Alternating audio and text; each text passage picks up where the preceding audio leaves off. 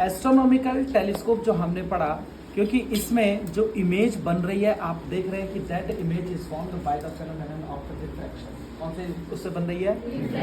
इसीलिए बच्चों बता दूं, एस्ट्रोनॉमिकल टेलीस्कोप एग्जाम में रिफ्रैक्टिंग टाइप टेलीस्कोप से भी पूछता है।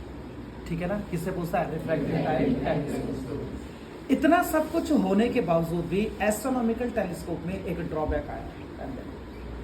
आप अगर चाहते हैं to see the heavenly object through the astronomical telescope, अगर एस्ट्रोनॉमिकल टेलीस्कोप से आप हेवनली ऑब्जेक्ट को देखना चाह रहे हैं, for that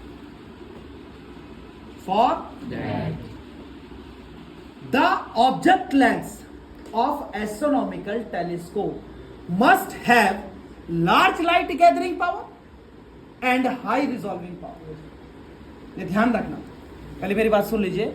to see the heavenly object through the astronomical telescope in the object lens of astronomical telescope it should has large light gathering power and high resolving power. यानी जो astronomical telescope होगा, इसके object lens में दो खास बात होनी चाहिए। एक, लार्ज लाइट गैदरिंग पावर होनी चाहिए, और दूसरा हाई रिजॉल्विंग पावर होनी चाहिए। और जानते हो, it can be possible only when the aperture of the object lens is very large. ये तभी पॉसिबल है जब ऑब्जेक्ट लेंस का एपर्चर क्या होगा? But if we increase the aperture of the object lens, अगर हम ऑब्जेक्ट लेंस का क्या इंक्रीज करते हैं, then it immediately suffer through the spherical aberration. याद, एक टॉपिक करवाया होगा कहीं याद? भाई सुनो, आप ये चाहते हैं कि एस्ट्रोनॉमिकल टेलीस्कोप से हेवनली ऑब्जेक्ट हमें देखना है, तो जो एस्ट्रोनॉमिकल टेलीस्कोप का ऑब्जेक्ट लेंस होगा, इस ऑब्जेक्ट लेंस में दो खास बात होनी चाहिए। एक, लार्ज लाइट गैदरिंग पावर, और दूसरा क्या होनी चाहिए? High resolving power. Large light gathering power का मतलब नाम से ही पता चल रहा है, इसमें ज्यादा से ज्यादा लाइट गैदर्ड होनी चाहिए। और हाई रिजॉल्विंग पावर, और रिजॉल्विंग पावर क्या होनी चाहिए इसके? और जानते हैं दोनों पावर हाई कब होंगी? जब ऑब्जेक्ट लेंस का एपर्चर क्या होगा? But if we increase the aperture of the object lens, अगर हम ऑब्जेक्ट लेंस का एपर्चर क्या करते हैं? It immediately suffer through the spherical aberration. ये किससे सफर कर जाएगा?